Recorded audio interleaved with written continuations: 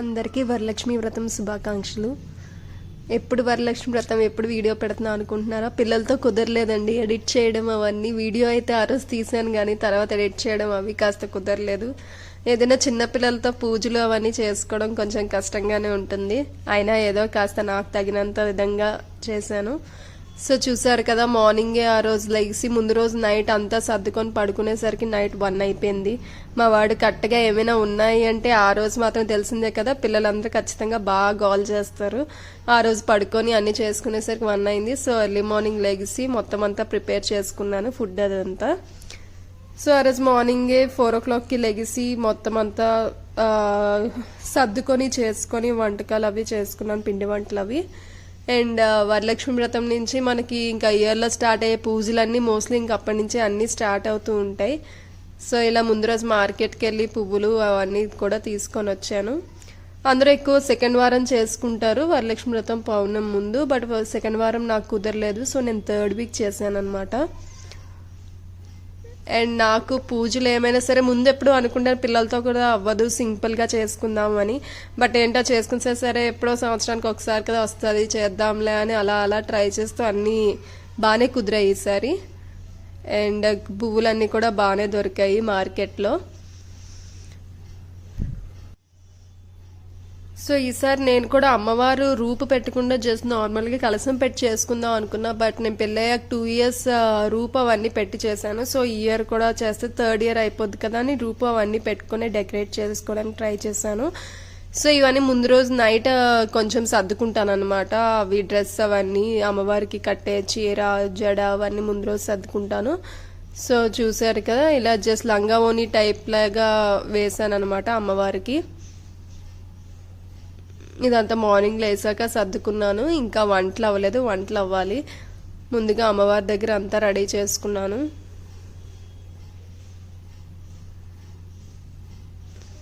నేను నైవేద్యాలు కూడా కొన్నే చేద్దాం అనుకున్నాను, బట్ కొంచెం కొంచెం క్వాంటిటీతో అన్నీ చేశాను అనమాట నైవేద్యాలు. పూజల టైంలో మాత్రం పూజా మందిరం అంతా చాలా నిండుగా బాగా కనిపిస్తుంది కదా.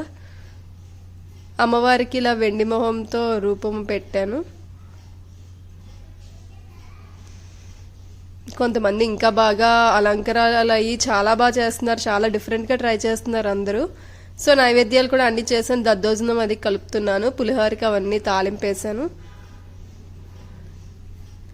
వరలక్ష్మి వ్రతం అంటే ఆడవాళ్ళకి అసలు ఎక్కడ ఖాళీ ఉండదు. మిగతా పూజలు అంటే అట్లీస్ట్ పూజల వరకు అయిపోయి కాసేపైనా ఖాళీగా ఉండొచ్చు. బట్ అప్పుడు తర్వాత అంతా వాయినాలు ఇవ్వడం, అలా ఈవినింగ్ వరకు తాంబూలాలు ఇస్తూనే ఉంటాం. సో అసలు చాలా బిజీగా ఉంటాం ఆ రోజంతా మనకి.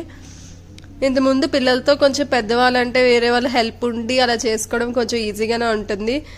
ఒక పక్కన మనం ఇవన్నీ వంటలు చేసిన సర్దిన అవన్నీ వాళ్ళు పడుకునే వాళ్ళు ఎక్కడ లెగిసిపోతారని సగం టెన్షన్ సరిపోద్ది మనకి. సో ఇలా నేను అన్ని వంటకాలు చేసుకొని రెడీ చేసుకుంటున్నాను అనమాట. అండ్ కొంతమంది చేతికి తోరణాలు అవి కట్టుకుంటారు కదా, కొంతమంది 9 పోగులు అలా డిఫరెంట్గా వేస్తారు. నేను ఇలా ఒక పోగి వేసాను. నేను ప్రతిసారి కాసు తీసుకుంటాను కాబట్టి కాసు అమ్మవారికి వేసేదాన్ని. ఈసారి మాత్రం పసుపు కొమ్ము వేసి అది కట్టుకున్నాను అనమాట. కాసు ఈసారి తీసుకోలేదు.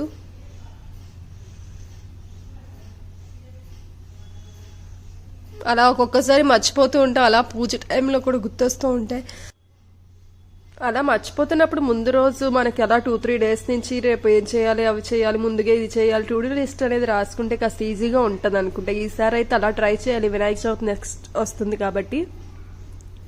అండ్ నేనైతే ముందు రోజే గుమ్మాలకి వాటికి అన్నిటికీ బొట్లు అవన్నీ పెట్టేసుకున్నాను. మా వాడు పాడు చేయడం కూడా అయిపోయింది. సో అవి కూడా మళ్ళీ నైట్ పెట్టుకోవాల్సి వచ్చింది. సో పులిహోరకి అయితే కలుపుతున్నాను అనమాట. మేము ఎక్కువ చింతపండు పులిహోర ఇష్టపడతాం. సో చింతపండు పులిహోరే నైవేద్యంగా కూడా చేసుకున్నాం ఆ రోజు.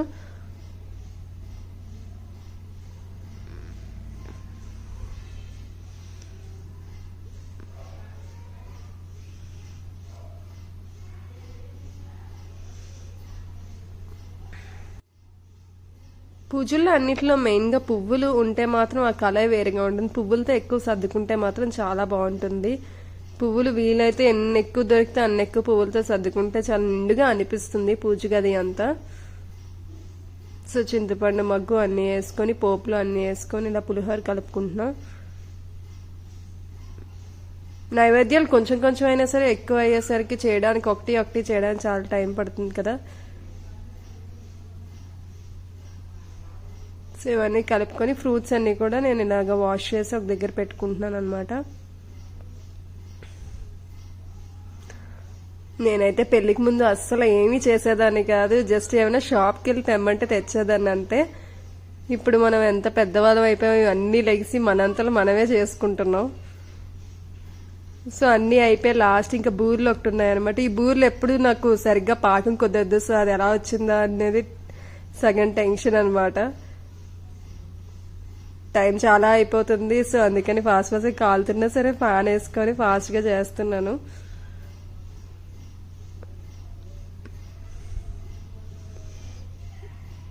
మా మమ్మీ వాళ్ళు కూడా అదే ఆశీర్వాదం. ఒకప్పుడు ఏమీ చేసేది కాదు, ఇప్పుడు ఎంత బాగా చేసుకుంటే పెళ్ళైన తర్వాత ఆటోమేటిక్గా ప్రతి అమ్మాయి ఆటోమేటిక్గా అలా వచ్చేస్తాయి అనుకుంటా.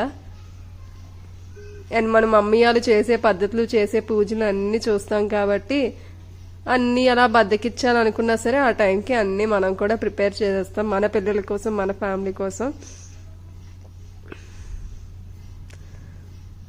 అండ్ నా ఉద్దేశం అంటే పెళ్లికి ముందు ఒకవేళ పనులు చేసినా చేయకపోయినా ఏమైనా సరే రిలాక్స్ అవ్వండి. పెళ్లి తర్వాత ఎవరైనా కంపల్సరీ చెయ్యాలి అండ్ చేయాల్సి వస్తుంది, మనకే ఆ ఇంట్రెస్ట్ కూడా వచ్చేస్తుంది. కానీ చేయాలి అనుకున్న వాళ్ళు ఈ రోజుల్లో ముందు ముంచి నేర్చుకోవాలి అని ఏం లేదు, ఈజీగానే పిల్లలందరూ చేస్తున్నారు. సో నాకైతే కాస్త బాబాయ్ మమ్మీ వాళ్ళు ఇంత ఎక్కువ పనులు చేసేవారని అయితే అనిపిస్తూ ఉంటుంది అప్పుడప్పుడు. ఎందుకంటే మనం కూడా చేస్తాం కాబట్టి ఆ కష్టమైనా మనకు కూడా తెలుస్తుంది.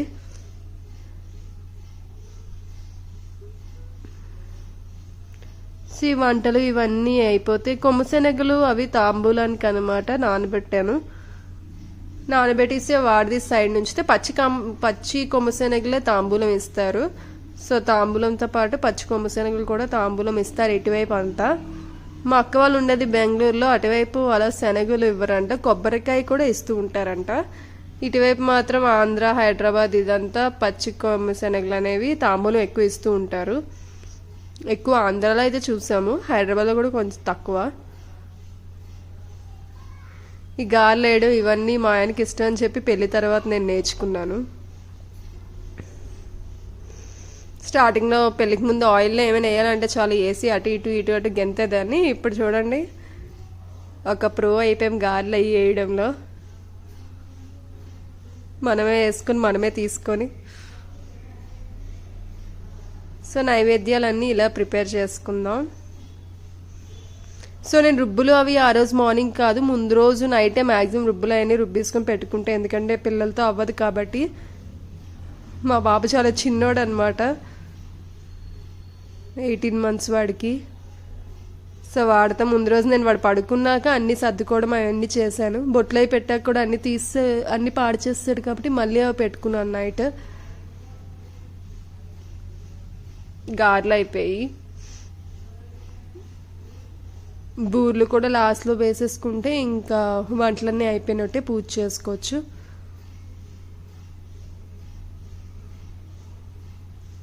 ఒక్కొక్క సైడ్ ఒక్కొక్కలా చేస్తారు కానీ అందరూ వరలక్ష్మి వ్రతం అయితే ఎక్కువ సెలబ్రేట్ చేసుకోవడమే చూసాను నేను కూడా.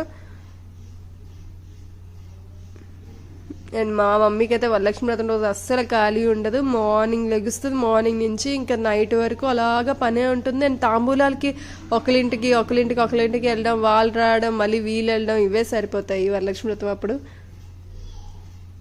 కానీ పూజ అయితే చాలా బాగుంటుంది కదా, చాలా కథ అవన్నీ చాలా బాగా అనిపిస్తాయి. పెళ్ళికి ముందు అయితే మేము చక్కగా రెడీ అయ్యి, నా యూట్యూబ్లో ఉంటుంది ఒక వీడియో మీరు చూడొచ్చు, మురారి సినిమాలో before and after marriage Varalakshmi వ్రతం ఎలా ఉందో. అందరూ బాగా కనెక్ట్ అయ్యారు దానికి మాత్రం. సేమ్ అలాగే ఉంటుంది వరలక్ష్మి వ్రతం. పెళ్ళికి ముందు జస్ట్ రెడీ అయ్యేవాళ్ళం,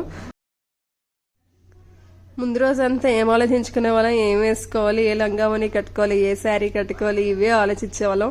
నెక్స్ట్ రోజు కూడా రెడీ అవ్వడం, మమ్మీ వాళ్ళ దగ్గరికి వెళ్ళి చిన్న చిన్న హెల్ప్లు చేయడం, ఆ రోజంతా రెడీ అవ్వడం, ఫొటోస్ తీసుకోవడం, అంతా ఇదే ఎక్కువ కాన్సన్ట్రేట్. ఆ పని అవి ఆ స్ట్రెస్ మనకేం అనిపించేది కాదు. ఇప్పుడు 2 రోజుల ముందు నుంచి ఏం చేయాలి, ఎలా పెట్టాలి, అవి ఎక్కడ పెట్టాలి, ఇవి ఎక్కడ పెట్టాలి, ఎలా చేసుకోవాలి, ఇది ఆలోచించడమే సరిపోతుంది.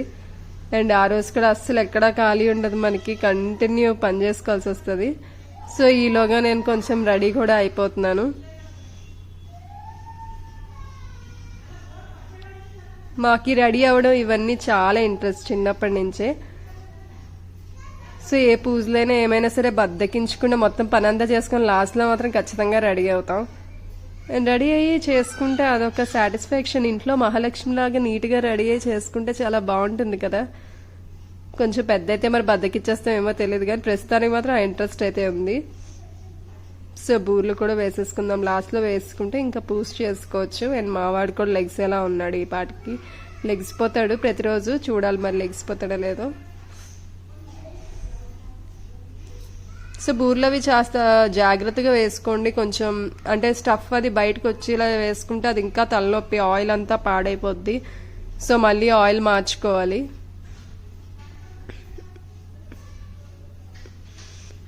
సో బయట ముగ్గు కూడా వేసుకుంటున్నాం, కాస్త కలర్స్తో వేస్తున్నాను అనమాట, పూజ కదా అని. లేకపోతే రోజు నార్మల్ ముగ్గు వేసేస్తారనమాట పనావిడ. సో ఇలా ముగ్గులు అవన్నీ వేసుకొని పూజ చేసుకుంటే ఒక టైప్ ఆఫ్ బాగా అనిపిస్తుంది, కాస్త పాజిటివ్గా. ఇంట్లో మామిడి కొమ్మలు, ఇలా ముగ్గులు, బొట్లు అవన్నీ పెట్టుకొని. ఒకప్పుడు మామిడి కొమ్మలు అంటే మన ఇంటి చుట్టుపక్కల చెట్లు అవి, బట్ సిటీస్లో ఏంటంటే మామిడి కొమ్మలు కూడా కొనుక్కోవాల్సి వస్తుంది. మామిడి కొమ్మలు, అరిటాకులు ఇవన్నీ కొనుక్కోవడమే. సో మొత్తం మీద అన్నీ రెడీ చేసుకున్న నైవేద్యాలు అవి కూడా పెట్టుకున్నాం. ఇప్పుడు కాస్త మనం పూజ చేసుకొని కంప్లీట్ చేసుకుందాం.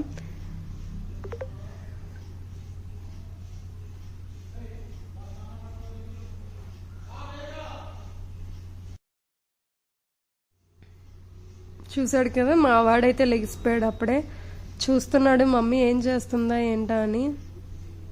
ఈ కాలం పిల్లలైతే ప్రతిదీ చాలా బాగా గ్రాస్ప్ చేసి చాలా బాగా చూసి వెంటనే నేర్చుకుంటారు అనమాట.